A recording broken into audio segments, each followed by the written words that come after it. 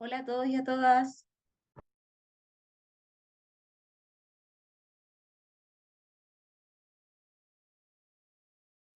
Hola, buenas tardes, profesora.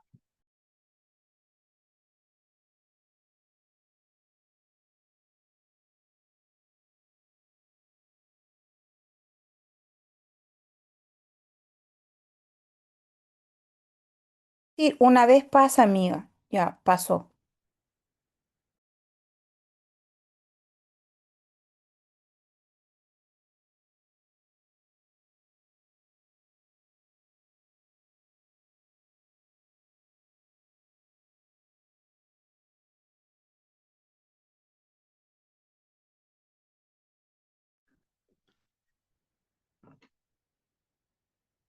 Tengo una pregunta. El que pueda me responde. ¿Se ve la presentación? Sí, profe, se ve. Ya, perfecto. Voy a probar que se vea el video. Un spoiler. Lo siento. Ya.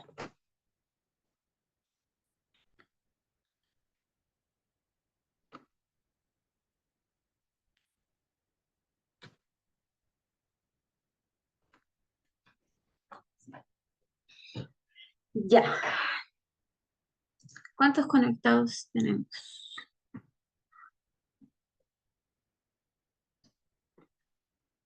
Ya. Vamos a esperar 2 minutitos y comenzamos, ¿ya?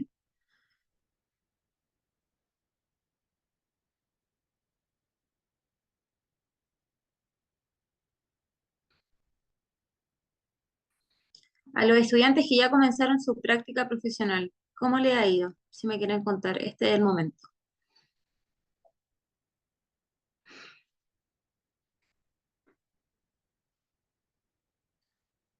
Bien, profesora. Por lo menos por mi parte me ha ido bien. Ya. ¿Algún desafío profesional de minuto? Eh, bueno, la verdad, en el centro en el cual estoy realizando la práctica, el desafío es que se abrió un programa que se llama Ayudando al Cuidador, que son Mm, a los papás de los niños que se atienden en el centro, que de alguna forma están un poco abandonados desde el punto de vista terapéutico porque solamente se preocupan de la atención de sus hijos. Muchos ya. niños con TEA, con déficit de atención, con, ¿cómo se llama? Con autismo, en fin, son varias patologías que se abordan en el centro. Es un centro multidisciplinario. Y la verdad, a mí se me encomendó la misión de trabajar con esos papás. En principio con sesiones individuales y posteriormente se va a hacer alguna sesión grupal donde se puedan compartir experiencias. Interesante. Como un círculo de apoyo también. Ujú, así es. Buenísimo. ¿Te has sentido cómodo? Sí, bastante bien. La experiencia que he tenido con los papás ha sido bastante grata. El otro día, de hecho, comentaba con una compañera, la primera experiencia con una mamá fue que finalmente terminó llorando, entonces fue como, fue una experiencia igual agradable desde la perspectiva psicológica, y bien como me decía mi compañera, va a ser algo inolvidable porque finalmente esto marca tu inicio desde el punto de vista profesional de alguna forma. Ya, Es mi primer paciente, efectivamente. entre comillas. Sí, sí, en el fondo todos, más allá de la profesión o el oficio, todos marcamos algo en la vida del otro. Por eso las clases anteriores yo les mencionaba tanto lo de la empatía, lo de la escucha activa, el encuadre como una forma de poner límites también dentro de los espacios que se atribuyen a cada una de nuestras acciones. ¿Ya? Así que me alegro bastante que te esté yendo bien, por sobre todo que te sientas cómodo y esperemos que siga así el transcurso de tu práctica universitaria. Muchas gracias, profesora. Con gusto. Ya, vamos a dar inicio a la siguiente clase. Antes de comenzar, quiero hacer una aclaración. Em, la sesión pasada yo les dije que vamos a tener un trabajo, que se van a grabar, eso sigue en pie, pero yo les hablé de las corrientes, que ahí va a estar el foco. Estuve revisando el programa y creo que aún no es tan pertinente, ya son 14 clases, vamos en la clase número 3 y considero más pertinente que quede claro otros aspectos de la intervención psicoterapéutica y que posteriormente veamos más actos más específicos como las corrientes y sus formas de intervención, ¿ya? ¿Por qué les explico esto? Porque necesito que en esta clase particularmente presten mucha atención porque de esto se va a tratar el trabajo, ¿ya? Que son dos. Dos, pero en una nota. No se asusten, no es nada difícil, al contrario, encuentro que les va a servir mucho a ustedes para su proceso, ¿ya? Dicho esto, vamos por iniciar nuestra tercera clase de intervenciones psicoterapéuticas. Dejé de postergar mi entrega de correo, así que ya ahora lo noté en la primera lámina por si tienen alguna duda, ¿ya? Entonces, ya. ¿Qué temas abordaremos en clases el día de hoy? Hablaremos sobre el encuadre, hablaremos sobre los pasos del proceso psicodiagnóstico, hablaremos sobre la anamnesia en general y qué consideraciones tenemos que tener al construir una anamnesis según la etapa del ciclo vital. Hablaremos de algunos conceptos que son transversales en la psicología clínica, que si bien todos surgen a raíz de alguna inclinación más de alguna corriente, finalmente son transversales, se ocupan en todas las psicoterapias que conversemos, que conversen con su consultante, y hablaremos sobre la evaluación número 1. Comenzamos. Acerca del encuadre psicoterapéutico, voy a achicar acá porque no veo. Acerca del encuadre psicoterapéutico, yo lo dividí en 3 partes que son fundamentales. La primera es la estabilidad y consistencia. ¿A qué nos referimos con esto? La estabilidad es finalmente la percepción que nosotros le damos a nuestro consultante de nuestra consulta, ¿ya? Cómo nosotros finalmente nos mostramos frente a él es una forma de encuadre, ¿ya? Si yo, por ejemplo, Marcela, viene un consultante y no tengo aspectos claros de mi propio proceso psicoterapéutico, no se va a ver una estabilidad.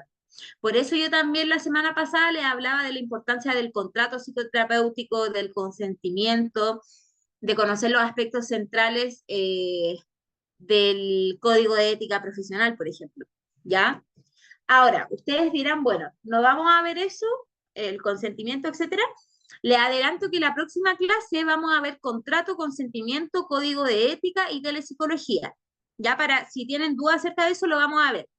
Solo que igual es cortita la clase, o al menos a mí es muy cortita como para explicar todo. Entonces prefiero explicarle más específico y la próxima clase profundizar, ¿ya?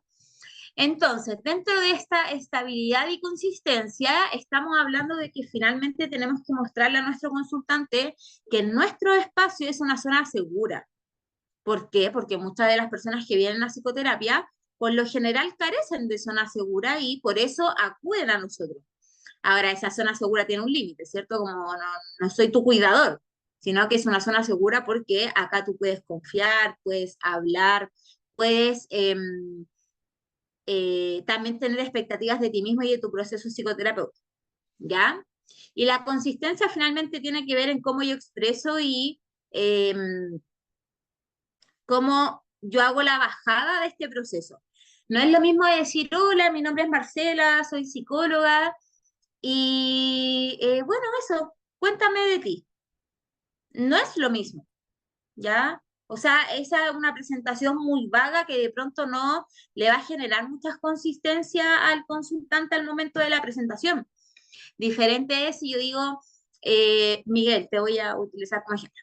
Miguel, bienvenido al proceso psicoterapéutico. En esta primera sesión yo me voy a presentar, voy a comentarte acerca de mis estudios. Si tú necesitas mi registro de la Superintendencia de Salud, me lo pides y yo te lo hago llegar para que tú tengas conocimiento de mi número.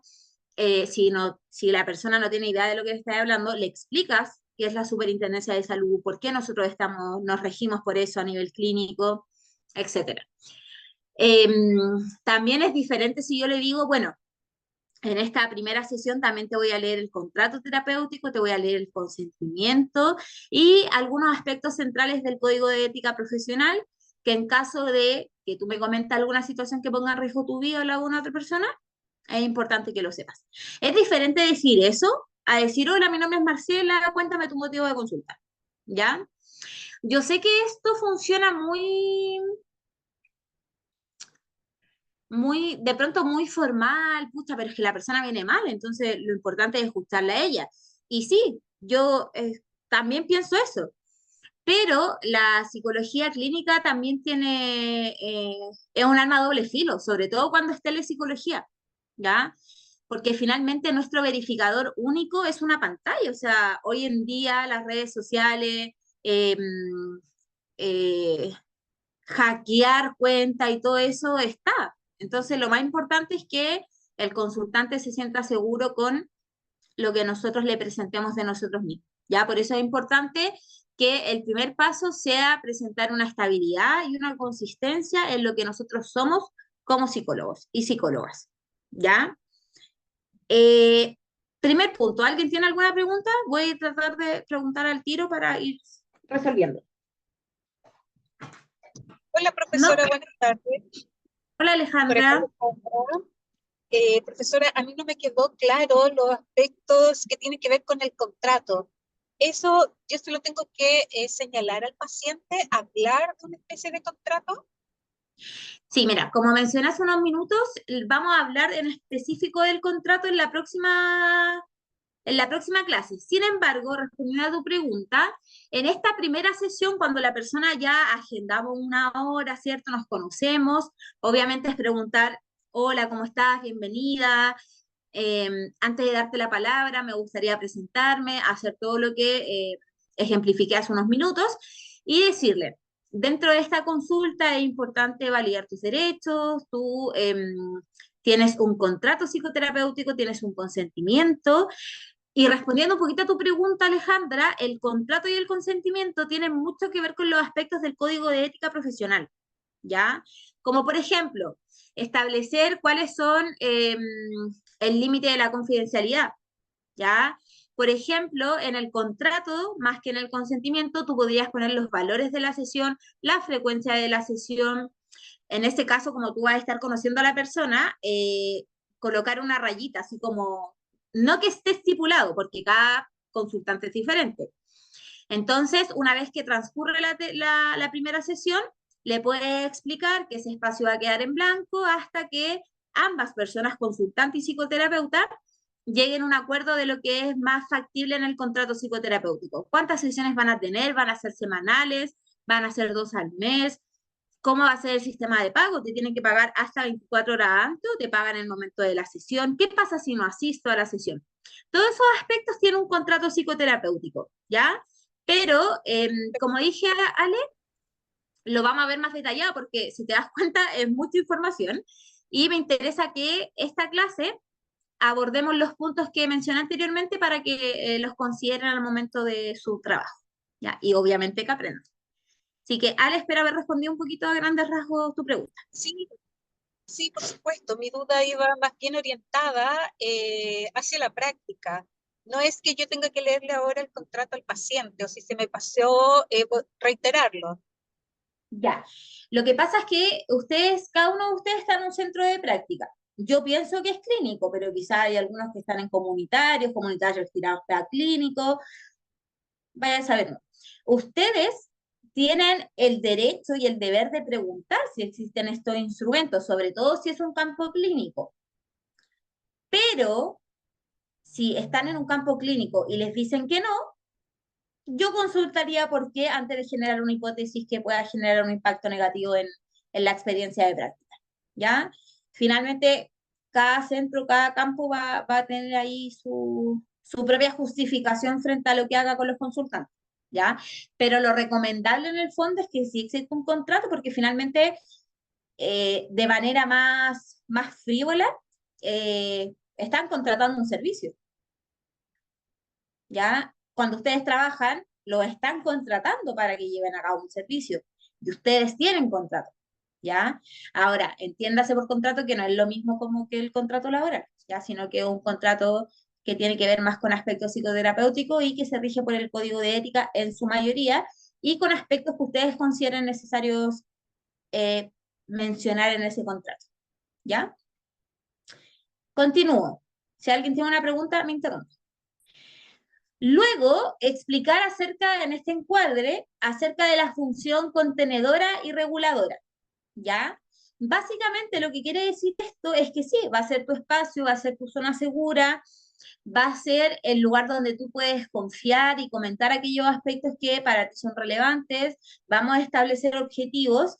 Y aquí es importante, la función contenedora y reguladora también es importante limitarla desde, bueno, yo te puedo escuchar si tú quieres hablar de tu término, por ejemplo, de tu relación amorosa de 15 años, pero el motivo de consulta fue el fallecimiento de algún familiar cercano, lo podemos abordar, por supuesto. Vamos a contener, ¿ya? Por eso es una función contenedora. Vamos a regular, vamos a generar un equilibrio, una especie de homeostasis entre cuerpo y mente. Pero tenemos que volver al punto de centro en algún minuto. Si es que el consultante no lo expresa de esa manera, tenemos que decirles nosotros, ¿ya? Porque sí podemos contener, pero también tenemos que cumplir con los objetivos psicoterapéuticos, ¿ya? Ahora, esto va a depender mucho de casi de la moralidad de cada uno. O sea, si ustedes quieren estas 3 sesiones con la consultante, por ejemplo, que terminó su relación de 15 años y dejar un poquito de lado el motivo de consulta inicial, que fue un duelo, lo pueden hacer, ¿ya? Pero tienen que tener en claro que el contenido, el objetivo, se va a transformar a algo un poco más difuso, ¿ya? Eso, respecto al punto número 2. Si tienen preguntas, me las hacen. Luego tenemos un tercer paso que es importante, que es la implicancia ética y vincular, ¿ya? Nosotros cuando iniciamos un proceso psicoterapéutico, muchos de ustedes los tienen, les voy a pedir un tiempo que tengo unos frenillos que se sacan y me cuesta mucho hablar, entonces me los voy a sacar. Denme un segundo.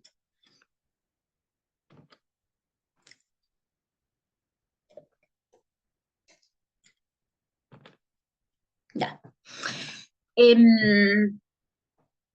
Entonces, cada uno de nosotros va a tener una implicancia en el consultante, pero esa implicancia va a corresponder un poquito a la ética también, ¿ya?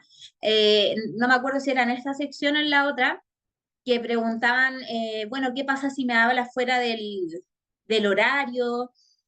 ¿Qué pasa si llego un día y no me pidió hora? ¿Qué pasa si no me paga cuando corresponde? Todo esto es parte de la implicancia ética y vincular. Yo voy a generar un vínculo contigo, yo voy a generar un plan de trabajo contigo, vamos a hacer un acompañamiento, pero necesitamos que la implicancia sea mía desde la ética y tuya como consultante. Entonces, en este encuadre y en este contrato que se va a hacer y que se los voy a explicar en la próxima clase, es importante que todos estos aspectos vayan bien claritos, ¿ya? Porque recordemos también que hay un factor casi biológico en el proceso psicoterapéutico, y cuando tenemos personas que llegan muy afectadas y que esa afectación ya bordea más aspectos físicos, son personas que por lo general no están prestando suficiente atención, se quedan más con las primeras impresiones que con la profundidad terapéutica o del encuadre psicoterapéutico. Entonces, por eso es importante que nuestro verificador siempre sean ciertos documentos, entre ellos el contrato y el consentimiento. Y por supuesto que el encuadre. En resumen, como dice acá, el encuadre psicoterapéutico es el conjunto de condiciones externas e internas que organizan la relación clínica entre el terapeuta y el consultante. Es una herramienta ética, técnica y vincular que sostiene el trabajo clínico, protegiendo tanto al paciente como al terapeuta. ¿Ya? Entonces, el encuadre va a ser una conversación donde yo hago la bajada de todos los aspectos que son importantes en mi proceso psicoterapéutico, ¿ya?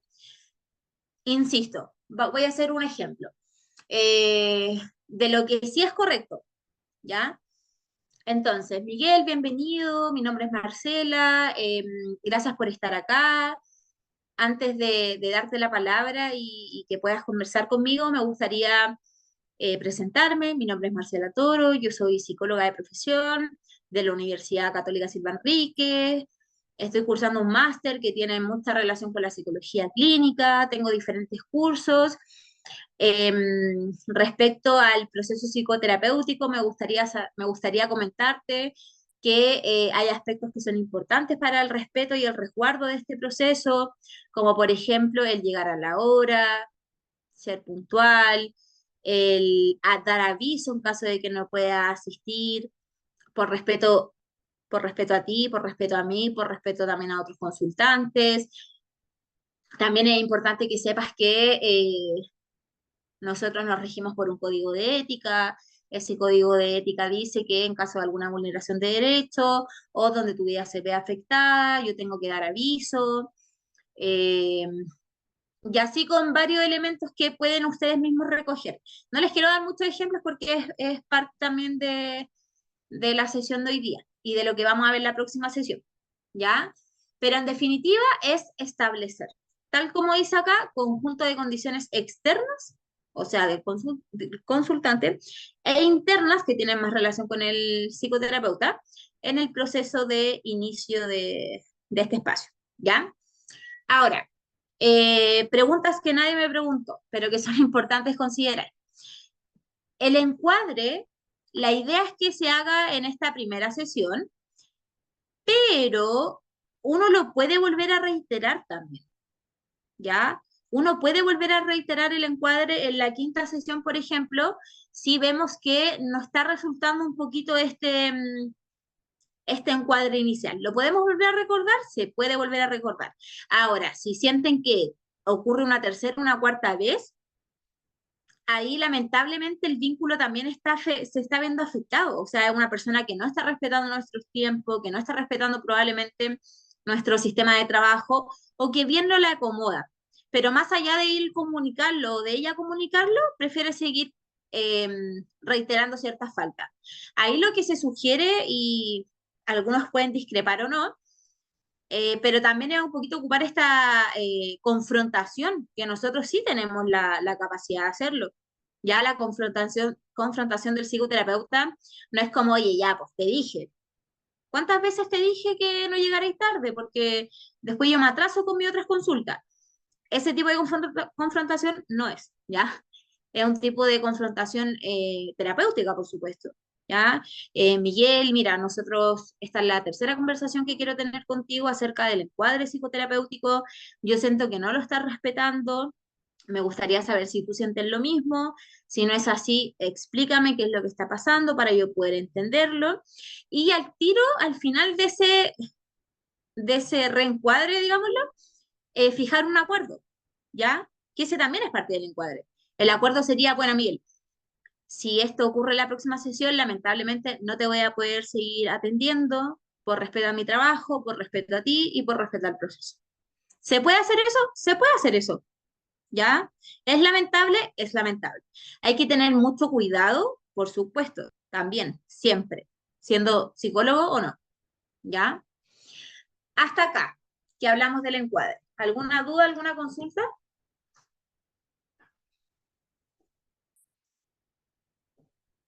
Profe, disculpe que la moleste. Álvaro, hola. Bueno, no, no queda clarito, ¿cierto? Cada punto esencial, ¿cierto? En cuanto al contexto de la estabilidad, la consistencia, lo contenedor que uno puede ser como psicoterapeuta, la función reguladora, la implicancia y la ética. Eh, ¿Existiría la posibilidad que usted nos compartiese, no sé, en un escrito de un supuesto, un tipo de consigna? Porque claro, ese es el caballito de batalla que uno tiene al momento de presentarse, al momento de iniciar la sesión. Siempre hay un caballito, ¿cierto? Lo que llamamos la consigna. ¿Usted nos pudiese compartir una que sirviese como modelo? Claro, uno a través del tiempo la puede ir mejorando, personalizando, pero puede existir un modelo. Ya. Lo voy. Dame un segundito. A ti, por Muchas ejemplo, gracias, profesor. a A ti, por ejemplo, ¿qué consigna se te ocurriría? A ti. Estoy buscando un lápiz. Buenas noches, me presento. Muchas gracias por asistir a la consulta. Primero que nada, debo comenzar, ¿cierto? Por presentarme. Soy Álvaro Bruna, ¿cierto? Repito, egresado de la carrera de Psicología de la Universidad del Alba. Tengo mi especialización en cuanto, curso y diplomado en cuanto a Psicología Clínica y estoy dispuesto a atenderte. Sin embargo, debo mencionar o hacer presente de que hay cierto encuadre en el cual nosotros tenemos que vigilar, ¿cierto?, nuestra relación terapéutica, la cual consiste en A, B y C. Para nuestro proceso vinculatorio, nuestra confianza que tengamos entre nosotros, debemos seguirnos y normarnos bajo esos parámetros que tenemos que cumplir ambos por el bien de suyo, el respeto mío y el respeto con el resto de mis consultantes que tienen que asistir a su hora. A mí se me ocurre algo así. Está perfecto, está perfecto. Y acá lo más importante, y gracias por mencionarlo, pero es, si bien nosotros nos vamos a presentar, tratar de, obviamente, uno en terapia no está con el celular, pues así como, ya, ¿cuánto No. queda? Bueno, es igual, son dudas que surgen, que por eso no termino nunca las clases, porque me alargo con cosas que van surgiendo, pero ya, respecto a la consigna. Primero, hola, bienvenido. Mira, esto igual va a depender de la corriente. De pronto un psicoanalítico va a ser un poco más cuadrado, más serio. Si tú me preguntáis cómo empiezo yo es, adelante, bienvenido Álvaro, ¿cómo estás? ¿Cómo te encuentras el día de hoy? ¿Ya? Ahí la persona me responde. Yo le digo, Álvaro, por favor, toma asiento, ponte cómodo, ¿quieres agua? Sí, sí quiero agua, ya, perfecto. Ya. Álvaro, me voy a presentar entonces nuevamente. Mi nombre es Marcela Toro, yo soy psicóloga. Este es un espacio de confianza donde podemos conversar y hablar juntos. A continuación, te quiero hablar un poquito del encuadre, le puedes explicar qué es el encuadre y darle a conocer los puntos a considerar dentro de tu proceso psicoterapéutico, ¿ya? Por ejemplo, hay muchas consultas que quedan en Santiago Centro, ¿ya? En Santiago Centro, por lo general, hay mucho ruido. Yo considero muy pertinente decirle a la persona, por ejemplo, ¿sabes qué, Álvaro? Mira, nosotros estamos en un espacio acá bastante cómodo, es amplio, si tú en algún minuto tienes alguna sugerencia, yo feliz la recibo. Lo que sí me es necesario mencionar es que a veces hay ruidos que son un poco molestos, pero te pido que tratemos de mantener una conversación a tus tiempos para que no te vaya a distraer con estímulos externos como un carro de bomberos o los carabineros o alguna marcha, etcétera, ¿ya? Y decirle también, como si tú sientes que quieres detener la sesión porque estás distraído, la podemos hacer. Ya como en el fondo el encuadre también, si bien uno va con algo preestablecido, también hay cosas que van a ir surgiendo en el camino, ¿ya? Em, no sé, en algún minuto una persona te puede decir, ¿puedo venir con mi hijo? ¿Qué le responderías tú, por ejemplo?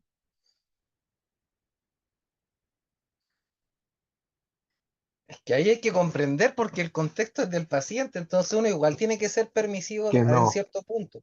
En lo particular, si me pregunta a mí, yo creo que habría que ser permisivo. El aspecto de Ya. que tengo que entender que a lo mejor esa sesión es muy importante para él, pero ella no consiguió o él no consiguió con quién cuidar al menor, entonces tiene que ir con su niño. Y yo tengo que adaptarme, encuadrarme y absorber todo lo que más pueda y lograr amplificar en el paciente la información que se requiere y tratar de tener la comunicación efectiva para que él comprenda el mensaje que se le quiere enviar o, Ya, o comunicar. Entonces por lo menos lo permitiría. Tendría que entender el contexto del paciente. está perfecto. Primero entender el contexto, eso siempre, no podemos generar hipótesis de lo que pasa o de lo que no pasa, solo vamos a saber qué pasa cuando lo preguntemos y la persona lo verbaliza. Así que bien. Sin embargo, siempre tenemos que tratar de buscar opciones, ¿ya? decirle, por ejemplo, al consultante, si en algún minuto sientes que no puedes asistir al proceso porque se te presenta alguna dificultad, me avisas con anticipación o con la máxima anticipación que tú puedas, que a veces, no sé, ponte tú a saliendo, queda media hora para la sesión y viva 15 minutos caminando. Pero justo la niñera la llama y le dice, oye, ¿sabes que no voy a poder cuidar a tu hijo? Bla, bla, bla. Y darle. Yo creo que la flexibilidad es muy importante, pero también tiene límites, ¿ya? No sé, en el caso de Álvaro, él diría, sí, anda, ¿ya? Pero yo lo que te sugiero, por ejemplo, es que no sea la primera respuesta, que siempre haya una búsqueda antes de solución. Y esa búsqueda, que quede claro, no depende de nosotros, depende del consultante. Nosotros Perfecto. vamos a orientarle, orientarla. Si le pucha, mira, lo que te puedo ofrecer para que tenga un espacio que efectivamente sea tuyo, es que corramos la sesión, yo me puedo acomodar a un horario dentro de mis horarios. Si quieres podemos tener una consulta de telepsicología, no presencial, ¿ya? Ya hasta ahí, hasta ir escalando finalmente a una solución. Eso es lo que yo sugiero, ¿ya? Miguel tiene la manito levantada. Gracias, profe. A ti. Profe, eh, yo siempre llevando un poco la contraria, pero al principio no es muy tedioso como hacer el encuadre en primera instancia y quizás no partir diciéndole, o sea, comentándole que es un espacio seguro, que va a poder expresarse libremente, donde va a ser escuchado con respeto y confidencialidad y preguntarle qué le gustaría, cómo le gustaría comenzar la sesión y quizás eso dejarlo para el final, cuando uno hace el cierre. Sí, ¿Sí? sí, ¿Puede Miguel. ser? Uno, ya, esto es importante. Yo creo que se han dado cuenta de que la psicología tiene muchas variables. Yo le estoy hablando siempre desde lo transversal, ¿ya? Porque este ramo es intervenciones psicoterapéuticas. Y cuando hablamos de psicoterapia, podemos estar hablando de una intervención psicoanalítica, sistémica, humanista, comunitaria, social, laboral inclusive. Ya va a depender desde dónde lo miremos. Ahora, si tú quieres iniciar la sesión diciendo solo tu nombre, que es un espacio de confianza, que bla, bla, bla, puedes hacerlo. Y está perfecto. Lo que no puede pasar es que aspectos básicos no estén estipulados en la primera sesión. Porque ¿qué pasa cuando se toma la segunda sesión? Y no le mencioné, por ejemplo, la forma de pago, no le mencioné cómo tenía que pedir hora, no le mencioné la importancia de la puntualidad. ¿Cachai? O sea, puede pasar que en esta segunda sesión la persona llegue 40 minutos tarde y quiera ser atendida igual. Y tú ya, perfecto, pucha, no le mencioné. Esta es la primera sesión, entonces ya, voy a hacer que venga. Y eso después se puede repetir. Y eso, Miguel, es muy importante para el vínculo, el ser claro, el presentar un encuadre consistente y que se adecue a tu tipo de intervención psicoterapéutica es fundamental. El encuadre no se sugiere posterior a la primera sesión, ¿ya? Pero entiendo tu punto, como que quizás que no sea al inicio, sino que la persona llegue y se descargue y que al finalizar comencemos con el encuadre, ¿ya? Puede Queda ser. un poco. ¿Qué pasa en ese caso? Con esto termino. ¿Qué pasa en ese caso? Que yo inicio la sesión, le digo solo mi nombre, algunos aspectos básicos y cuéntame acerca de tu motivo de consulta. La persona está 40 minutos hablando de su motivo de consulta. Luego llega el término, el cierre de esa sesión. Yo le planteo mi encuadre y ella se había sentido súper cómoda contigo hasta ese minuto.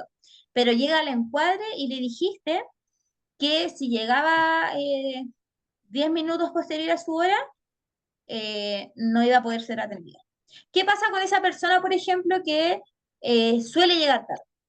¿Qué pasa con esa persona que aún no sabe si quiere adquirir un compromiso? Entonces, son muchas las variables. Yo aquí te estoy dando ejemplos muy básicos, pero hay muchas variables. ¿Qué te sugiero yo? Hacer algo breve, pero que diga todo a la vez. ¿Eso es posible? Es muy posible. Yo en los encuadres no me demoro más de 5 minutos. Ya hablo de la confidencialidad, hablo de la duración, de las reglas básicas, del compromiso, privacidad, conexión, qué plataforma y forma de pago. Suena harto, pero en 5 minutos lo puedo hacer. ¿Qué pasa después? Es que yo reafirmo esta información enviándole los documentos del contrato y del consentimiento. 5 minutos me demoro. Pero es tu decisión ver si lo quieres hacer al inicio o al final. Tenía Eso, otra duda. eso le quería preguntar si el encuadre se puede hacer de forma electrónica. O sea, cuando toman la hora contigo, tú envías toda esta información donde vas aclarando el tema de los horarios, la duración, bueno, el tema del pago, en fin. ¿Tú lo puedes hacer antes de forma electrónica a través de un programa? Sí, sí, es un muy buen punto. Se puede hacer, ¿ya? Lo importante es, entonces, al iniciar la sesión, es preguntarle a la persona si lo leyó, si tiene alguna duda para aclararla en el minuto. Se puede hacer, pero se privilegia en el fondo que si es presencial, también sea presencial, pero si es telepsicología, se subentiende que tiene que ser una herramienta un poco más rápida. Pero sí se puede, Gracias, profesora. con gusto. Ya, avancemos. Acá, ustedes que me piden lecturas, yo les puse acá una lectura sugerida que habla de las razones por las que el marco terapéutico es clave en la psicología, que es un poquito lo que le hablaba hace unos minutos. ¿Por qué? Porque finalmente este encuadre suele ser un aquí. Este es mi espacio, esto es lo que yo necesito y esto es lo que tú necesitas. ¿Ya? Básicamente es eso, este texto que les puse acá viene a reafirmar la información que yo les puse. ¿Ya? Acá es importante considerar siempre que el encuadre en sí mismo es una herramienta de clarificación. Ya la clarificación también es una herramienta psicoterapéutica, entonces es importante que siempre la consideremos. Recuerden que esto va a estar subido en su campo virtual, ¿ya? Entonces, para ir recapitulando, acabamos de ver lo que es el encuadre. ¿Alguna persona de esta sala tiene alguna duda respecto al encuadre? Este es el minuto para resolver.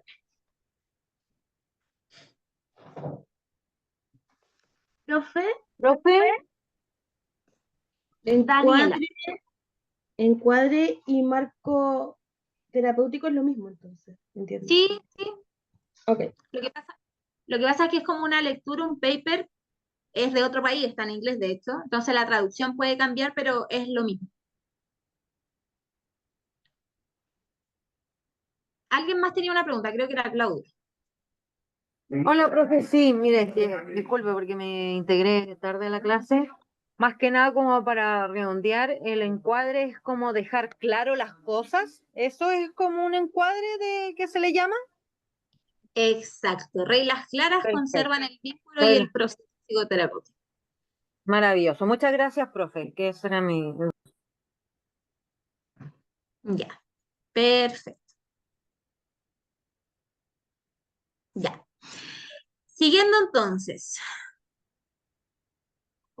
proceso psicodiagnóstico. Ya hemos hablado harto de lo que, este es el segundo ítem de la clase, ¿ya? Del proceso psicodiagnóstico hemos hablado harto y básicamente si yo lo pudiera reducir a una palabra es proceso. Así, ya, o sea, antes de psicodiagnóstico. ¿Por qué? Porque el psicodiagnóstico son diferentes etapas que tenemos que llevar a cabo en la interacción que nosotros tengamos con nuestro consultante y desde ahí ir generando hipótesis o aclarándolas hasta llegar a un punto de claridad mayor para llevar a cabo el proceso psicoterapéutico, ¿ya? Entonces, el psicodiagnóstico es una evaluación clínica, o sea, son varias evaluaciones clínicas, solo que evaluaciones suena como un poco así como rudo, pero básicamente son los procesos que se llevan a cabo.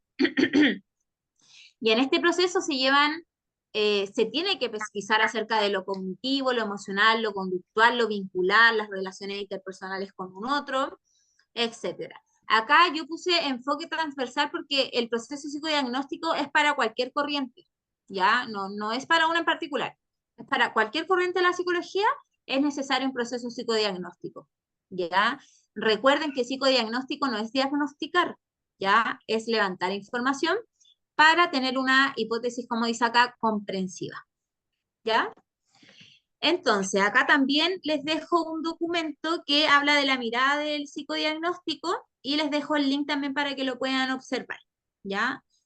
Hay mucha lectura, insisto, la psicología en ese sentido tiene mucha información. ¿Cuál es la información más correcta o no? Guíense por lo que ustedes consideren necesario al momento de su intervención, ¿ya?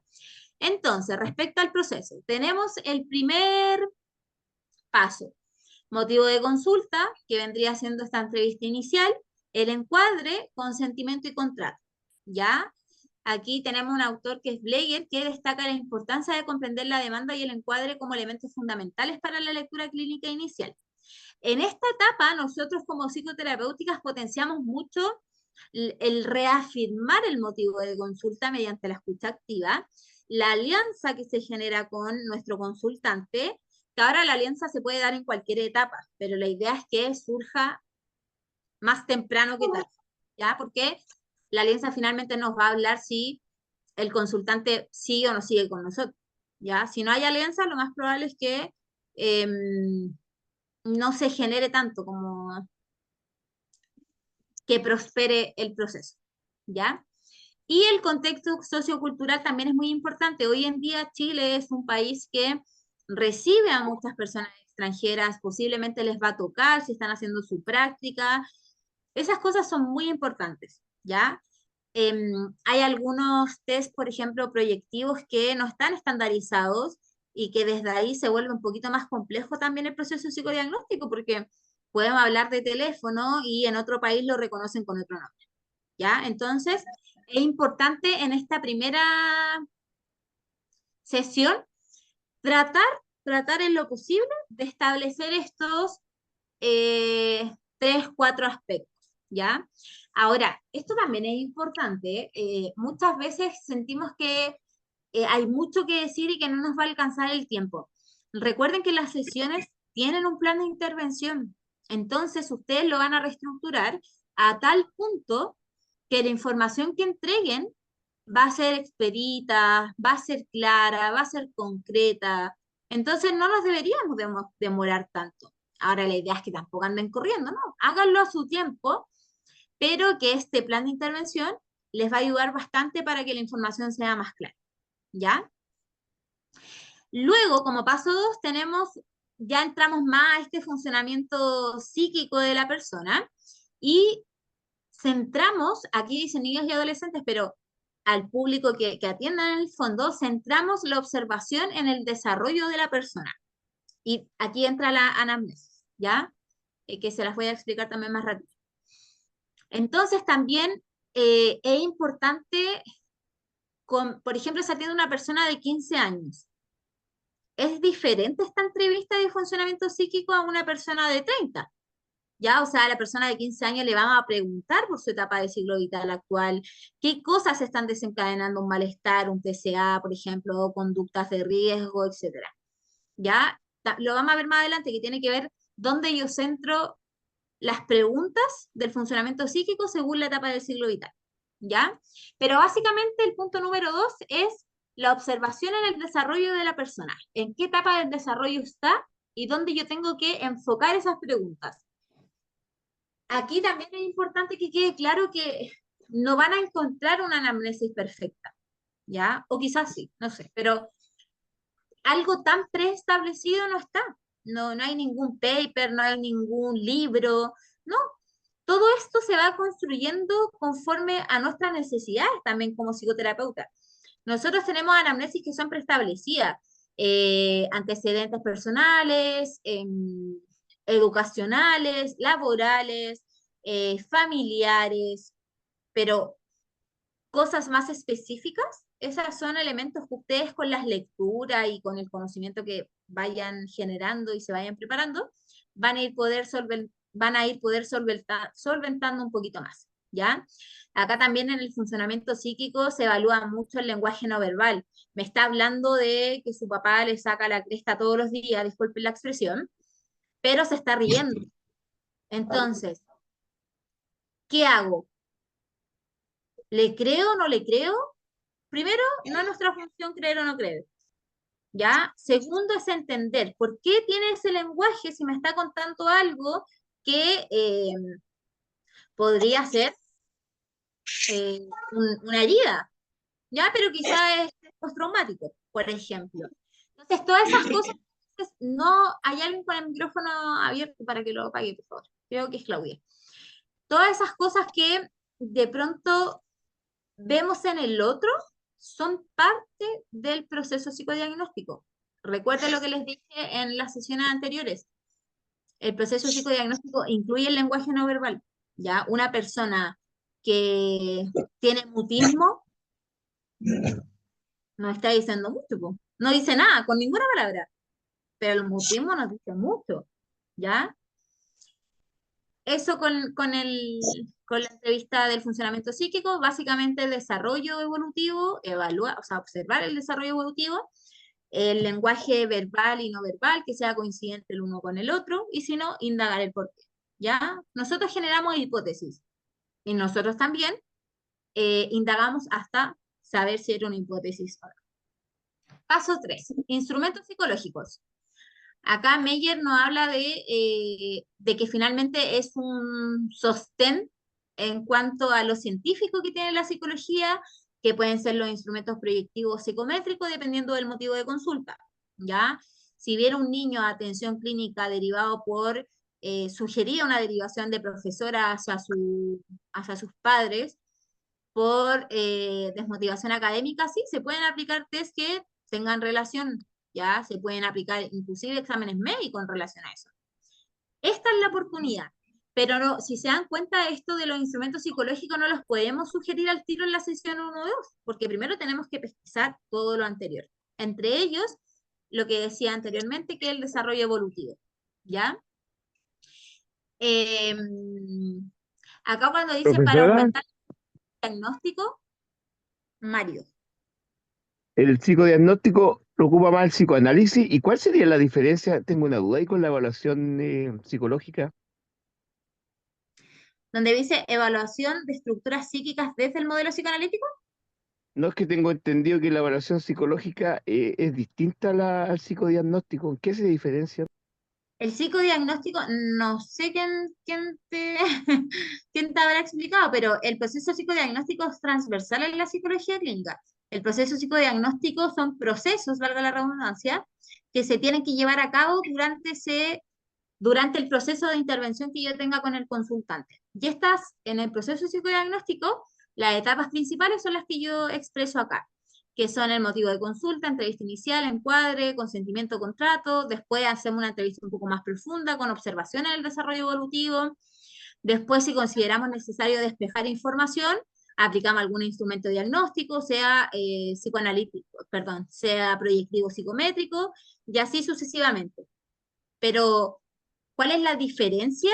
Debe haber una Sí, porque tengo diferencia. entendido que la evaluación psicológica se utiliza más, también se puede utilizar, por ejemplo, en psicología educativa, en psicología organizacional.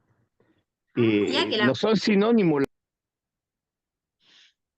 sí, lo que pasa es que, ya, algo muy importante. En psicología clínica hablamos de psicoevaluación, hablamos de psicoterapia, ¿ya? El concepto terapéutico lo puede ocupar cualquier persona. Toda persona que hace terapia puede ocupar el concepto terapéutico. Nosotros, al ser psicólogos, siempre nos anteponemos a la psicoterapia. En el caso de la psicología educacional, de la psicología laboral, comunitaria, etcétera, ocupamos entrevistas psicológicas que pueden ser utilizadas también desde una dimensión más social, por ejemplo, ¿ya? Los trabajadores sociales igual eh, tienen entrevistas, por ejemplo, de salud mental, que uno pueden decir como, pucha, y como que entre sí se cruzan, ¿ya? Pero la entrevista en sí de psicología, uno la puede adecuar al contexto que necesite. Si es educacional, la adecuamos a preguntas más educacionales, por ejemplo, ya de desarrollo cognitivo, por ejemplo. Claudia, tiene el micrófono prendido. ¿Quiere preguntar algo? Oh, perdón. A Daniela. Profesora, a ver, entiendo entonces que esto es previo a las entrevistas que se vayan teniendo, o sea, ¿se va haciendo durante el comienzo del proceso psicoterapéutico o esto es todo el proceso, el proceso? Porque nosotros en un momento diagnosticamos como no sé, hay a un paciente que quisiera saber, tengo, no sé, nos pregunta si tiene algo en específico, si quiere saber, no sé, si tiene por decirle. Y quizás quiere como que nosotros como psicólogos le digamos si es que la tiene o no la tiene. Nosotros no podríamos diagnosticar algo así en este caso. Sí, ustedes pueden diagnosticar. ¿Qué es lo que les sugerí yo la clase anterior? Es que Pero Claudia, el micrófono. volviendo.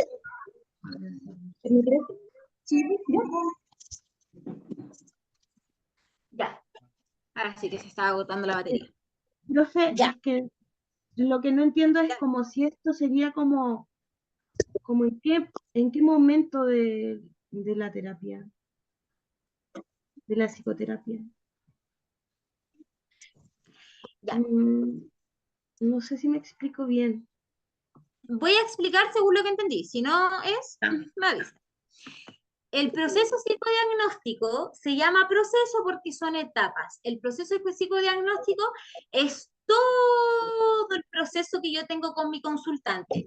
Pongamos, Daniela, que tú vienes conmigo porque tienes malas relaciones laborales y sientes que eso se desencadena a raíz de la intervención que tú tienes, perdón, de la vinculación que tienes con tu figura materna. Ya, ese es tu motivo de consulta. ¿Ya? Escucha, Claudia. Ahí sí, ya. Entonces, Daniela, tú vienes por un motivo de consulta, malas relaciones laborales, sientes que eso se debe a el mal vínculo o al maltrato que recibiste en la infancia por parte de tu figura materna y eso desencadena en relaciones laborales que no se desarrollan bien. Ese es tu motivo de consulta. Tú vienes a consulta y en la primera sesión yo te digo, perfecto, Daniela, ven, siéntate, mucho gusto, te voy a explicar el encuadre, que es lo que expliqué en la primera parte de la clase. Perfecto. Le puedes leer el consentimiento y el contrato o enviárselo a priori de la sesión.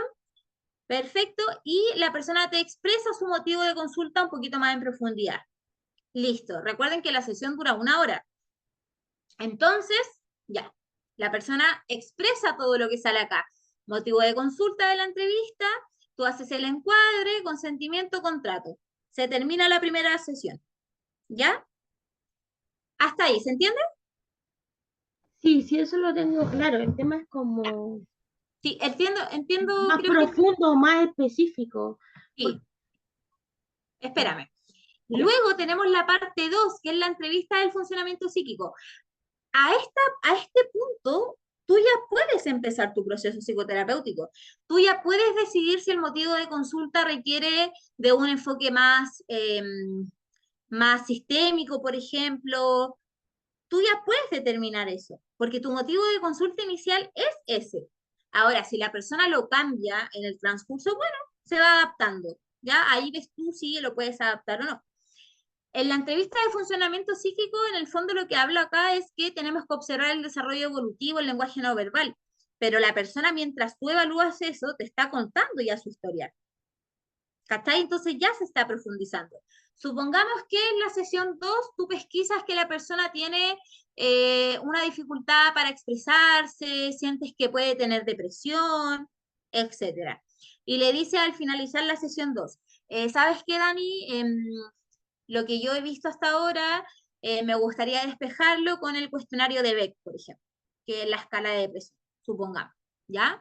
Entonces le manifiestas que en la sesión que viene va a aplicar un instrumento psicológico que va a ayudar a lo que tú visualizas en la persona.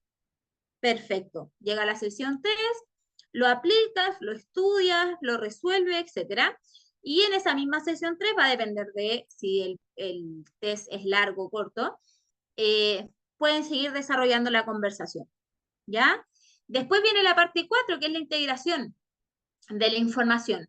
Acá tú puedes, acá la persona ya es parte de tu proceso, la persona ya siente una confianza, porque si no se hubiese ido a la sesión 2, ¿ya? Entonces siento que los confundo un poquito, que acá hay como pasos, ¿ya?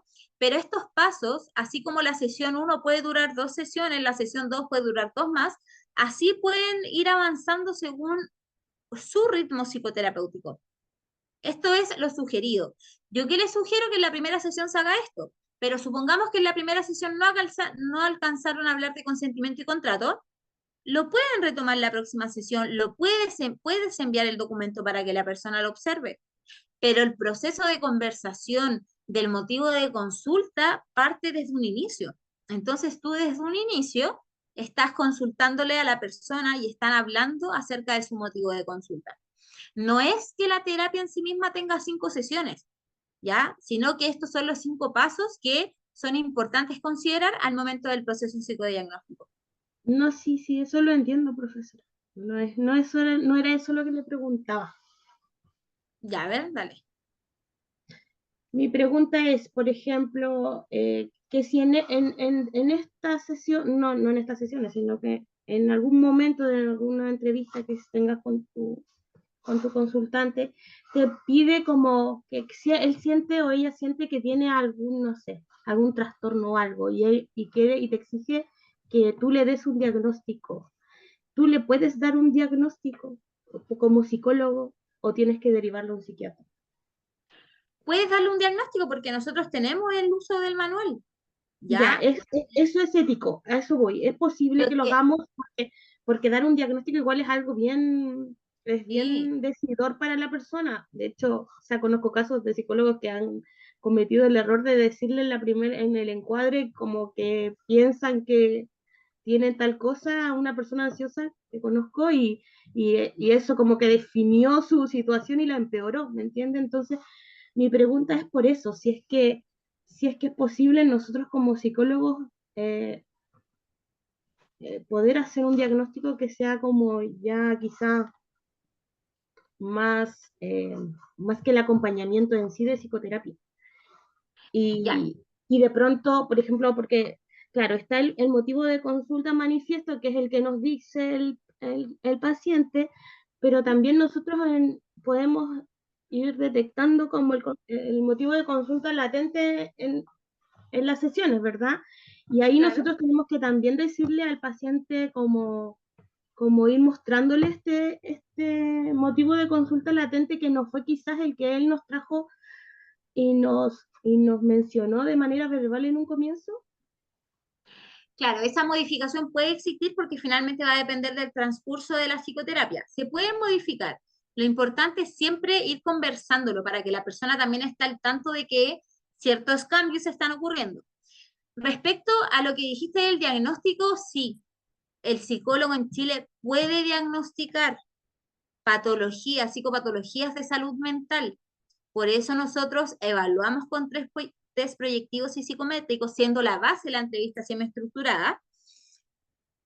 Y en caso de que no sea un área de expertise tuya, puedes pedir ayuda a un psiquiatra, puedes pedir ayuda a un neurólogo.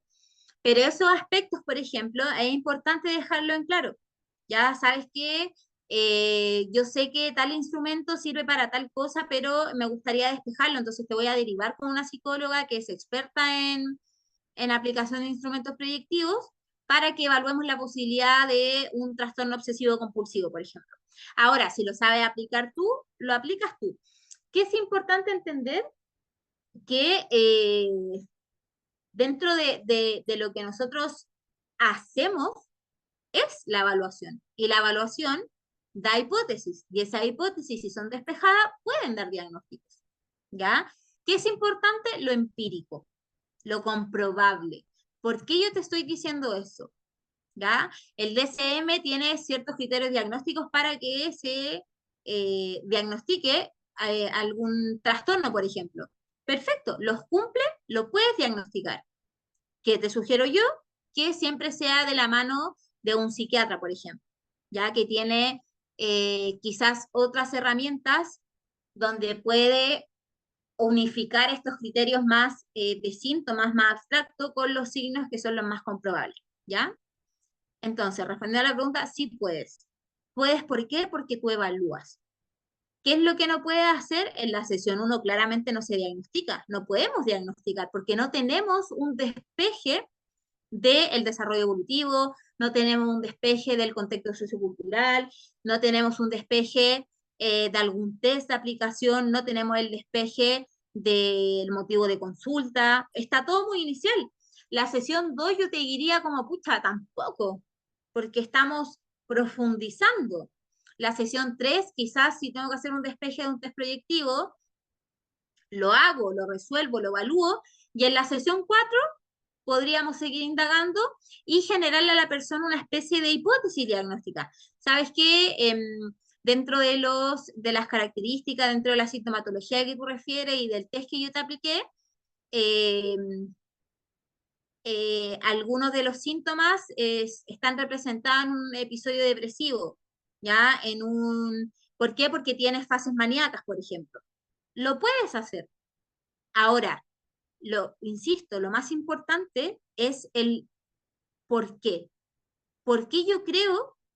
Porque creo que tú tienes esto.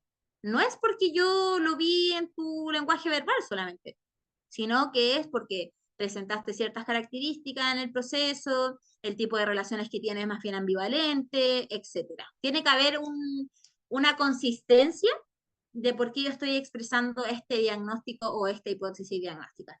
¿Se entiende? Sí, profe, muchas gracias. Gracias a ti. Álvaro. Profe, desde mi perspectiva y de acuerdo a los ramos que hemos pasado con otros docentes, bueno, esta es mi opinión con respecto a la problemática que surgió, ¿cierto?, en la contextualización de lo que se conversa. Hay que entender que el psicodiagnóstico no tiene propietario, pero sí es necesario para todos los enfoques. Ese es un punto. El segundo punto es entender que esto, al igual que la salud, obedece a máximas. O sea, hay un guión establecido, como usted lo refiere, para la clínica. Claro. ¿En qué aspecto? En que un buen diagnóstico, la aplicación de test proyectivo y test psicométrico, van a hacer aparecer dos máximas. La primera máxima, según entiendo yo, sería que un buen diagnóstico da un buen tratamiento.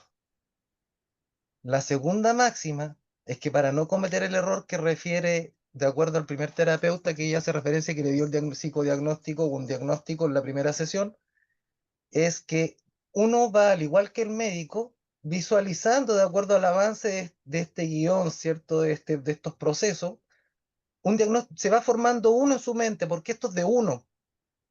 Un diagnóstico más sencillo, esto es una ansiedad generalizada, una crisis de pánico, y después llegamos a lo mejor a trastorno de ansiedad generalizada, o puede ser otro cuadro, pero primero hay que ir develando y van a emerger algunas respuestas de acuerdo a nuestras sesiones, a la observación y a los instrumentos psicométricos y los proyectivos que ocupemos o, ¿cierto?, o refiramos como referencia. Ahora, ojo, igual se requiere de un diagnóstico para generar un plan terapéutico, porque no va a ser el mismo, no va a ser el mismo plan terapéutico para un trastorno alimentario a una crisis de pánico, y no va a ser no va a ser un mismo enfoque para un trastorno depresivo. Tampoco va a ser el mismo enfoque para un trauma complejo. Entonces, obviamente, va a depender de aquello. Y también el diagnóstico va a depender en el contexto que yo me ubico. Si va a ser educativo, organizacional, clínico, y ahí se van a generar competencias o limitaciones que me establecen ciertos ministerios en el caso de ocupar puestos públicos. Ahora, lo importante es que el psicodiagnóstico sí tiene que estar en nuestra cabecita, claro, independiente de que lo podamos comunicar por función o no, porque en el aspecto educativo no es nuestra competencia, pero sí tenemos que tener un diagnóstico al momento de ver si el niño tiene aspectos de requerimiento de necesidades especiales educativas, por ejemplo. Y lo otro, que hay una responsabilidad epistemológica en el cual nosotros seamos capaces de saber comunicar el diagnóstico. Y ahí es donde entra el énfasis más importante, que es como el tacto tiene criterio, que es una tercera máxima, tanto para la medicina como para nuestro aspecto. ¿Qué es lo enriquecedor de todo esto? ¿Y por qué me metí a psicología? Es por esto, porque uno es un investigador. Y cuando uno tiene dudas, revisión literaria. Eso, profesora. Gracias, Álvaro. Muy significativo tu aporte. Efectivamente, yo creo que para ir concretizando un poquito más la clase de hoy, el proceso psicodiagnóstico entonces es algo transversal, todas las corrientes clínicas de la psicoterapia lo tienen preestablecidos. Esto es una estructura, esto es algo macro. Si usted, mediante la revisión literaria, por ejemplo, que dice Álvaro, quiere estructurarlo de una manera diferente, bienvenido, lo puede hacer, ¿ya? Lo importante es que siempre haya una verificación, una justificación de por qué lo estoy haciendo. Eso también es importante. Respecto a si diagnosticamos o no diagnosticamos, diagnosticamos. Sí, estamos autorizados, podemos evaluar, en la evaluación podemos generar un diagnóstico. ¿Qué necesitamos con ese diagnóstico? Buscarle una solución, buscarle un tratamiento. Ese tratamiento a veces no solo va a depender de nosotros, en el caso de un trastorno de conducta alimentaria, por ejemplo, va a depender de un nutriólogo, de un nutricionista, de un terapeuta ocupacional, de un psiquiatra, de un neurólogo. Puede ser un equipo muy grande, ¿ya? Pero todo eso lo vamos a saber, yo te diría que recién al paso 4, a la sesión 4, donde tenemos una mayor profundización de el contexto del consultante, ¿ya? Eso, muchas gracias Álvaro. Como eso en resumen. Respecto al punto 4 que habla de la integración de información, aquí ya dice literal que se triangulan los datos obtenidos en la entrevista, en la observación y en los test. Recuerden que los test no son de carácter obligatorio. Si usted considera que lo tiene que aplicar, aplíquelo. Si se lo pide y usted lo sabe, aplíquelo. Si se lo piden y no sabe, derive, ¿ya? Cuando tengamos todos estos resultados, nosotros triangulamos toda esta información. Ya tenemos de diferentes lados, ¿cierto? Ya tenemos, escuchamos acá, escuchamos acá, escuchamos acá. Tenemos la construcción de una hipótesis clínica, la articulamos con alguna teoría del desarrollo de la personalidad. En el caso de que exista alguna psicopatología, aplica totalmente, ¿ya? Lo importante es entender que cada persona, cada diagnóstico, cada acción, digamos, que ocurra en el proceso psicoterapéutico, es importante que siempre hagamos un proceso de devolución, que es bien al punto 5. ¿Qué les diría yo? Punto 1 puede ser una o dos sesiones. Punto 2 puede ser la tercera sesión. Punto 3 puede ser una cuarta sesión. Y el punto 4 puede ser la quinta sesión hasta la sesión 50, porque finalmente la cuarta sesión es la que abre paso a esta indagación un poquito más profunda de los aspectos que nosotros tomamos en psicoterapia. Y la sesión 5, que dice 5, pero no es que sea la sesión 5, perdón, yo lo dije mal, el punto 5, no es que sea la sesión 5, no habla del informe y de la devolución. La devolución es algo que constantemente podemos hacer también, ya que son los llamados retroalimentación. ¿Sabes qué? He visto un avance muy significativo en este proceso psicoterapéutico, llegaste no teniendo relaciones interpersonales significativas, me parece que hoy día, 14 de julio, que estamos en la sesión 20, hemos avanzado significativamente en ese proceso, en ese motivo de consulta inicial. Lo podemos hacer, se puede hacer en cualquier parte de la sesión, obviamente que tenga sentido. Y en caso de dar un alta, se sugiere que se entregue un informe.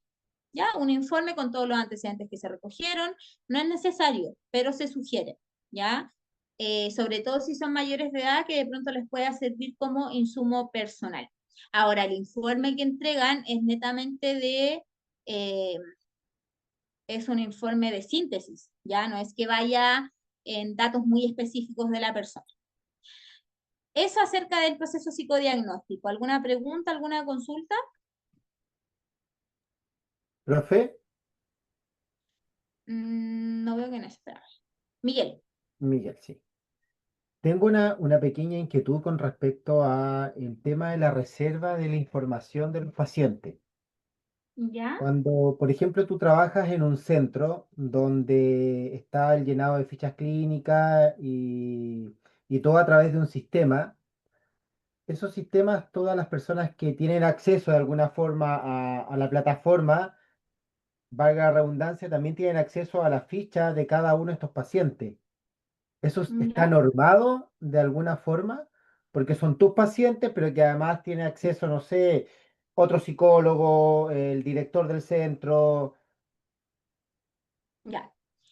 Mira, la respuesta específica no te la sabría decir. No sé si alguien que trabaje en un centro de salud pública me lo pudiera referir. Pero hasta donde yo sé, por mi experiencia, la única persona que tiene acceso completo es la persona encargada del centro. Por ejemplo, si yo trabajo en APS y tengo 5 colegas que son psicólogas, no siempre voy a hacer sus fichas clínicas porque el sistema sí puede bloquear las fichas que no te pertenecen, ¿ya? Ahora, para fines profesionales, en una APS, por ejemplo, en un hospital, en cualquier centro clínico, se debiesen hacer supervisiones clínicas de revisión de casos, por ejemplo. Y en ese sentido, como somos todos profesionales, se subentiende que el resguardo debiese existir, ¿ya? Aquí también hay aspectos éticos de por medio. El sistema todo lo puede en el fondo, o sea, la inteligencia artificial hoy en día está en todos lados, pero algo que cualquier profesión debiese tener es siempre la ética. Y si yo psicóloga veo que se atiende a mi mamá, por ejemplo, en mi centro de salud público, y yo tengo acceso a su ficha, yo tengo que saber que no la puedo ver. Ya mis colegas debiesen saber, por mí principalmente, que mi mamá está siendo atendida y que de pronto sí se me tiene que aplicar un resguardo de información. Eso sí se puede hacer, pero esas son cosas que previamente se conversan con las personas encargadas, por ejemplo, ¿ya? Ahora, si yo incurro en una práctica poco ética, como meterme en una ficha clínica que no me pertenece a mi grupo finalmente de trabajo, y hago un mal uso del instrumento público, sobre todo, puede caer en un sumario. Pero lo que te diría, sí, principalmente tiene que ver con ética. Hay un resguardo, hay un resguardo, ¿ya?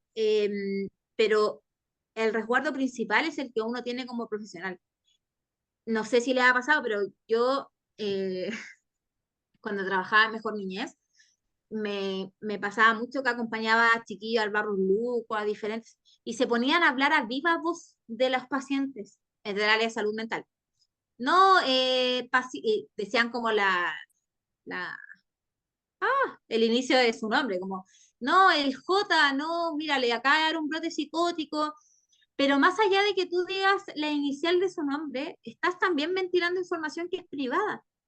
Esas son cosas que nosotros sí tenemos que resguardar, ¿ya? Al igual que el uso de la tecnología, quizás hay centros de salud donde va a tener acceso a todo, como hay centros de salud que no va a tener acceso a nada, donde tú vas a manejar tu propia agenda, y eso pasa mucho en los centros clínicos privados. Por lo general no hay una estructura de información muy sofisticada. Cada psicólogo guarda su propia agenda, cada psicólogo guarda su propio informe, a veces no hay reuniones clínicas, por tanto no se conversan los casos. Entonces, si te puedo responder como de frentón, creo que tiene más relación con la ética y con los instrumentos que tienen relación conmigo, verlos, trabajarlos, y los que no tienen relación conmigo, no hacerme parte de ellos porque no me pertenecen. ¿Ya? Y le anexo una pregunta. En el Diga. caso donde uno trabaja con papás, por ejemplo, que tienen niños en el mismo centro, ¿Mm? ¿es el papá el que te tiene que autorizar a poder revisar la ficha clínica de ese niño? ¿Y eso hay que hacerlo por escrito o no estar así? ¿Cómo no entendí la pregunta? En mi caso, por ejemplo, yo trabajo con los papás de los niños que se atienden en el centro. ¿Ya? Yo quisiera revisar la ficha a un niño. ¿Es tu papá, el papá el que tiene que autorizarte? Eh, ¿Pero tú estás trabajando con él, con ese niño? No, con el papá, no con el niño. Y el niño también se atiende en el centro. Se atiende en el mismo centro. Tú puedes hablarlo con el equipo a cargo y pedir autorización efectivamente a la persona responsable de su proceso. ¿Hay que ¿Sabes firmar algún qué? documento? Va a depender del centro.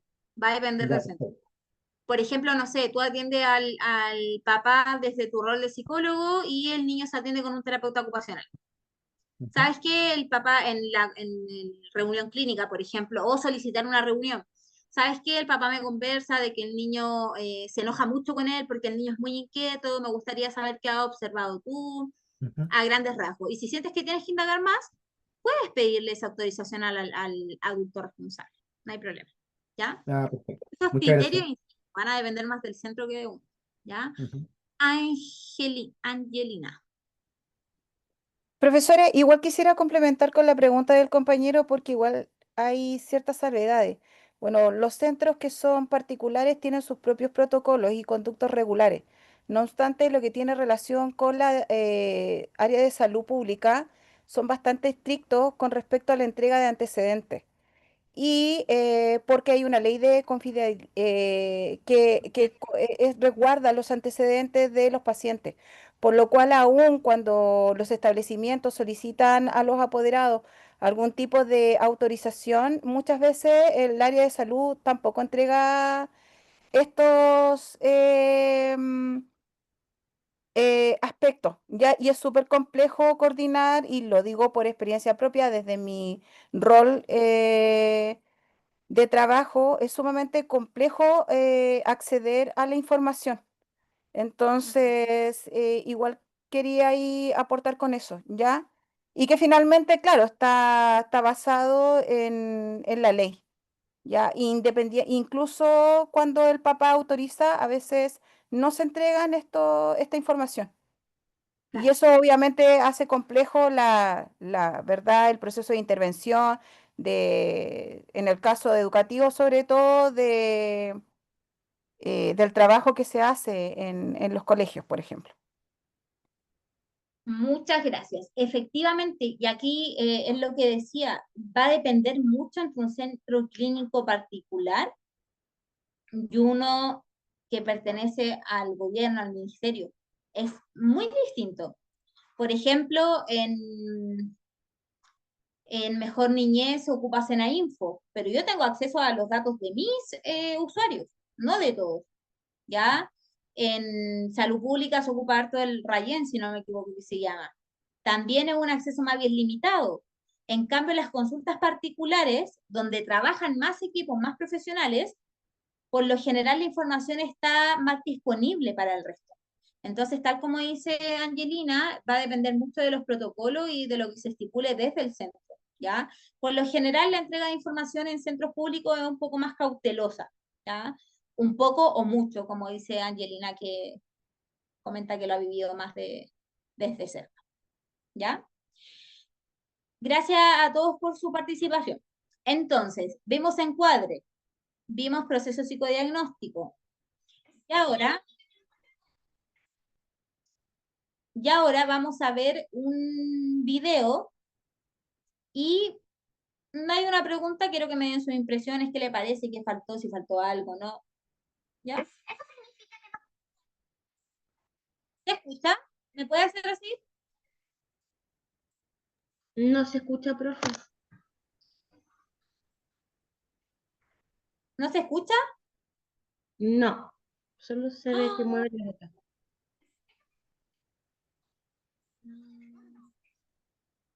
Ya, se los voy a compartir. Se los voy a compartir y ahí ustedes lo ven cuando puedan iniciar a su aula. Me quedé pegadísima. Ahí sí. Ya. Ahora, ¿qué vamos a ver acá? La anamnesis. Aquí hay un montón de información. ¿Qué es lo importante? Es que la anamnesis es fundamental en el proceso de el trabajo psicológico. Nos sirve para, como dice acá, establecer una relación terapéutica inicial. La persona, imagínese una persona con apego inseguro que te hagan preguntas, claro, te va a generar una especie de relación psicoterapéutica, ¿ya? Vamos a poder formar una hipótesis diagnóstica. Hipótesis diagnóstica y, como dice acá, preliminar, ¿ya? O sea, ni siquiera alcanza para hacer hipótesis desde ahí. Vamos a comprender el contexto biopsicosocial y bio por qué, lo vamos a ver más adelante según la etapa del ciclo vital. Vamos a identificar los recursos que tienen las personas, las limitaciones, por ejemplo, y vamos a conocer un poquito más de ello para poder llevar a cabo de buena manera este proceso psicoterapéutico. Áreas que abarca la anamnesis, estas áreas que aparecen acá son las que toda anamnesis debe llevar, ¿ya? Igual la etapa del ciclo vital. Debiésemos saber los datos básicos, por supuesto, el motivo de consulta, por supuesto, la historia médica y psiquiatra en caso de que exista, por supuesto. Una persona que tiene resistencia a la insulina se puede ver afectada a nivel de salud mental por el diagnóstico. Por eso es importante preguntar por la salud, ¿ya? Historia familiar acerca de los vínculos, la dinámica, ¿hay separación? ¿No hay separación? Ahí les va a ayudar mucho el genograma, por ejemplo, ¿ya? Historia personal, cuál es la educación, el desarrollo de la persona, las relaciones que ha tenido, los hitos más importantes de su vida, la evaluación del funcionamiento actual, cómo estamos rindiendo en el trabajo o en el colegio, cómo han sido sus relaciones, cuál es su higiene del sueño, eso es muy relevante. La higiene del sueño de la persona es fundamental, porque también tiene incidencia en la salud mental. La alimentación, es una persona que se alimenta más fuera de casa que dentro de casa. ¿Qué suele comer cuando está fuera de casa? Y los hobbies o los pasatiempos. Y por último, las expectativas del tratamiento. ¿Qué espera lograr? Es muy válido preguntar, ¿ya? Porque así también usted tiene una visión un poquito más amplia de su consultante. Ahora, acá también les dejé una lectura sugerida que habla de los objetivos y los procedimientos de la elaboración de la anamnesis. ¿Qué les traigo acá? Consideraciones, anamnesis según etapa del ciclo vital del consultante.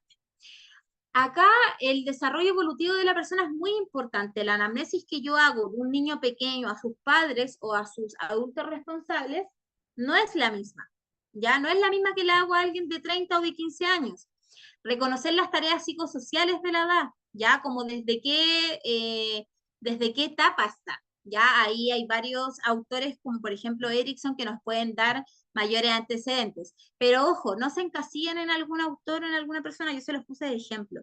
Pero lo más importante es que las preguntas sean estratégicas para despejar la información que yo necesito de la persona. ¿Ya?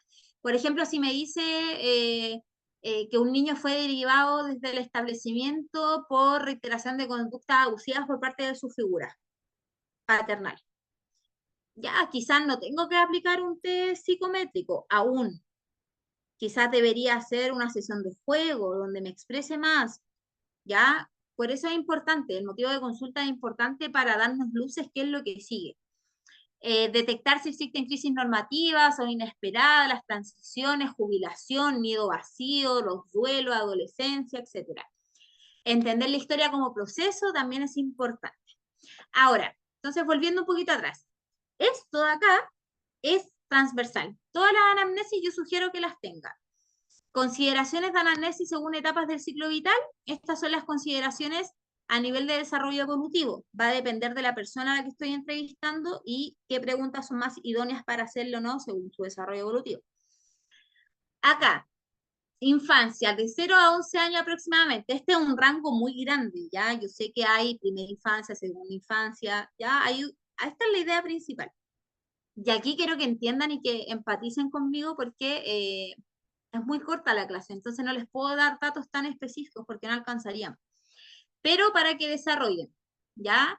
¿Cuál es nuestra principal fuente de información? Los cuidadores, siempre. Ahora, los cuidadores también hay redes. Nosotros podemos pedir a entrevistar a la abuela materna, por ejemplo, si el niño habla mucho de ella. Podemos hacerlo. Respecto al recoger información, es muy importante qué pasó en el embarazo, qué pasó en la lactancia, ¿ya? Los hitos, a qué edad empieza a caminar, a qué edad empieza a verbalizar, a qué edad empieza a controlar el esfínteres, sobre todo cuando hay casos que bordean el abuso, eso es importante. ¿Qué estilo de apego tiene? Claramente uno lo va a preguntar así, pero uno con las preguntas que haga en esa anamnesis va a poder visualizar si el niño tiene un apego un poquito más más inseguro, más seguro, más ambivalente. Ahora no es determinante, vamos a tener luces B, no es determinante, ¿ya? Nos va a ayudar a. También podemos preguntar acerca de las conductas en casa, de las labores que hace, de la socialización, de cuáles son sus temores, etc. ¿Ya? Y aquí hay algunas referencias que es la de Bowlby, que nos habla de las teorías de apego, y la psicología evolutiva que podemos utilizar a Piaget, que es un súper buen referente desde lo socioemocional también. ¿Ya? Entonces, lo que yo les estoy mostrando ahora es qué cosas, qué elementos son necesarios al momento de hacer una anamnesis según la etapa del ciclo vital. Como les dije, si yo se las detallo entre primera infancia y segunda infancia, es muy amplio los que le puedo conversar y nos daría el tiempo. Ahí les pido a ustedes que sean bien autónomos y que lo puedan buscar, ¿ya? Ya. Después tenemos la adolescencia. ¿Qué podemos preguntar a un adolescente? Primero, la fuente de información sí es a los padres, pero también es al adolescente, ya un espacio individual que se debe respetar un poquito más. Si no lo respetamos, tenemos que entender que también se puede romper el vínculo terapéutico, ya porque la persona te ve a ti como un espacio de confianza, por algo está yendo, ¿ya? Identidad y exploración sexual desde la identidad, desde el género y desde todas las variantes que existen en la dimensión de identidad y de sexualidad. Los cambios corporales, hay muchos niños, muchos adolescentes que llegan porque no se acostumbran a este crecimiento de pecho, por ejemplo, ¿ya? O que los pelos son súper complicados, sobre todo lo que se ve más en las mujeres cuando tienen mucho vello, que las molestan en el colegio. Por eso es importante preguntar, ¿ya? Y por eso es importante enfocar la anamnesis a cada etapa del ciclo vital, ¿ya? La autonomía versus la dependencia, ¿ya? ¿Qué es lo que se ve? Ahí podemos consultar, podemos, hoy puse cronómetro, podemos consultar con los padres o con los cuidadores, sí, pero también consultarle al adolescente, ¿ya? No es que su respuesta sea determinante, pero siempre tenemos que, de forma muy cautelosa, siempre explicativa, mencionarle por qué es importante mantener una comunicación con los padres, ¿ya? Acá lo que yo sugiero y que se los mencioné en la primera clase o en la segunda es que siempre tengan relación, siempre hablen con los padres y con los cuidadores, que sean figuras significativas dentro del proceso, no que sean figuras tan externas. Si bien no van al proceso, es importante que el adolescente sepa que va a tener una implicancia porque es menor de edad y la necesita tener, ¿ya? Las conductas de riesgo, por ejemplo, si presenta consumo, si ya inició su sexualidad, si tiene autolesiones o si tuvo autolesiones, rendimiento académico, las proyecciones, etcétera. Aquí también tenemos referencias, ¿ya? Lo importante de esta etapa, lo más importante que les diría yo, es ver todos esos aspectos más oposicionistas desafiantes que se generan en la adolescencia e indagar por qué, ¿ya? Por lo general eso nos entrega bastante insumo. Respecto a la adultez, acá este rango está bien amplio, pero califica en el fondo. Acá es súper importante entender que la adultez empieza cuando dejamos de adolecer. Adolescente es adolecer, ¿ya? Entonces, cuando dejamos de adolecer, entramos a la adultez, ¿ya? Desde ahí, es, es importante comprender que la adultez ya todo cambia. Mi adultez, que yo tengo 30 años, es muy diferente a la adultez de mi compañera de pega que tiene 30 años, pero tiene 3 hijos, por ejemplo. Es muy diferente, no es lo mismo. Y ahí el motivo de consulta nos va a ayudar bastante, ¿ya? Hacia dónde puedo guiar un poquito más esta anamnesis. Entonces aquí hablamos del proyecto de vida, de los logros personales, de las relaciones de pareja, del trabajo, de la salud mental, de cómo se ha dado este malestar por el que viene del motivo de consulta, ¿ya?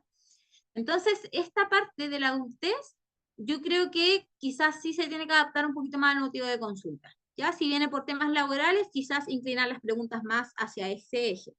Si viene porque relaciones amorosas, inclinarla más hacia las relaciones amorosas. Y no podemos dejar de lado, porque mucho se deja de lado, no sé si han leído todos los estudios que hay acerca de la vejez en Chile y en el mundo, y es que la vejez es una de las etapas del ciclo vital que más se deja de lado, ¿ya?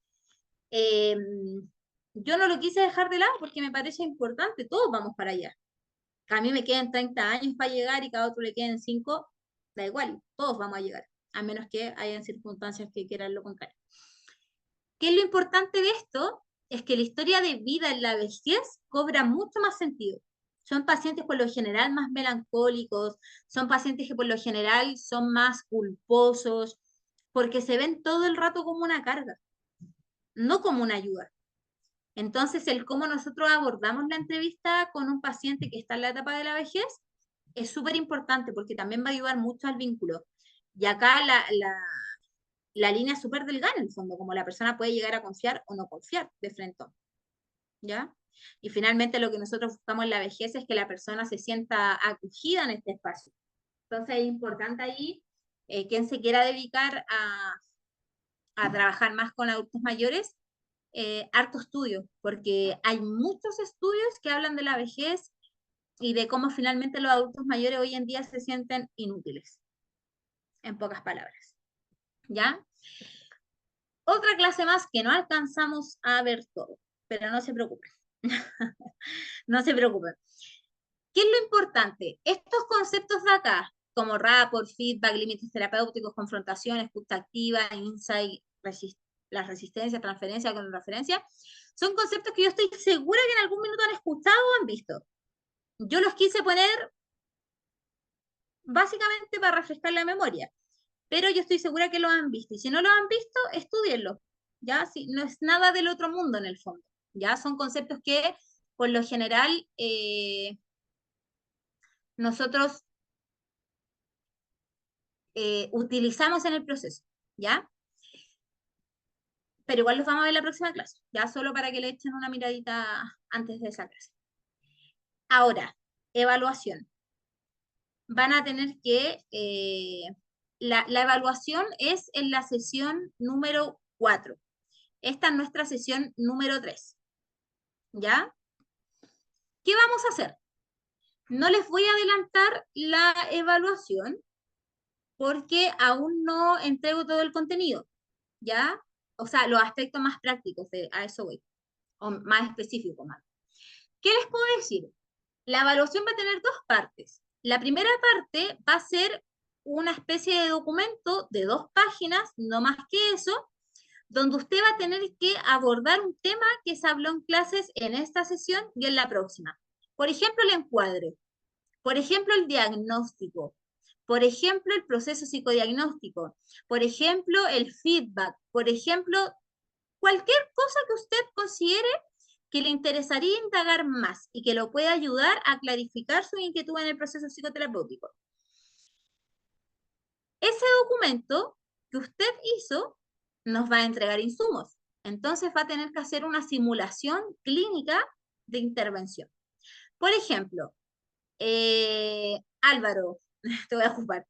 Álvaro va a indagar acerca de la anamnesis en la primera infancia. ¿Cómo puede ser una anamnesis en la primera infancia? Desarrolla el documento de 2 páginas y después graba un video. Yo voy a hacer como que hay alguien, pero puedes grabarlo tú solo y hablar con la pared literal, ¿ya? Y hacer que estás entrevistando a un niño mediante los recursos que tú recogiste en ese documento.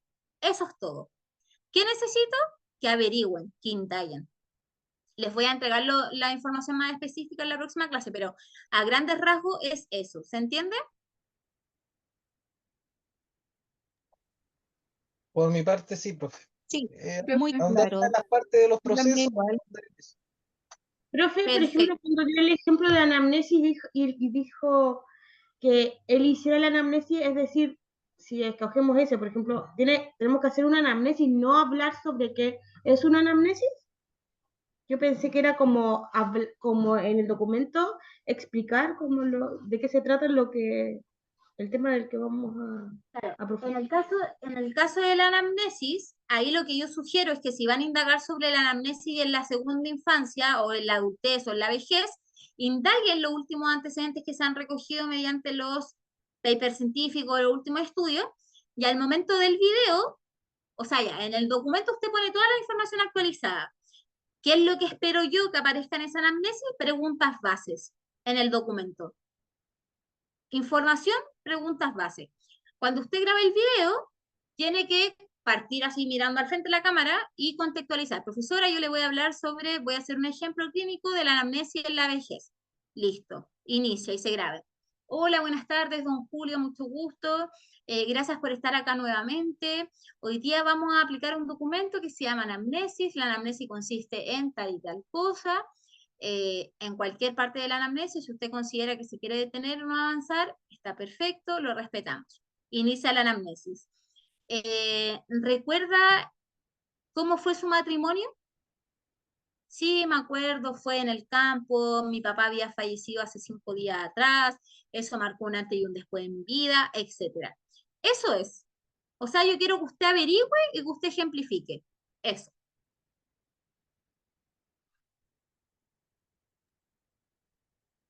Ya, quedó súper claro, profe. Ya, perfecto. Chicos, los dejo porque no me quedo ni con tiempo para respirar antes de la próxima clase. Así que cualquier cosita a mi correo. Mi Gracias, correo profe. es, ahí se lo comparten entre ustedes para no ponerle a la mía. Muchas gracias, que estén bien. Chao, Chao, profe. chao. Chao, profe, gracias. Chao, profe, muchas gracias. Chao, chao.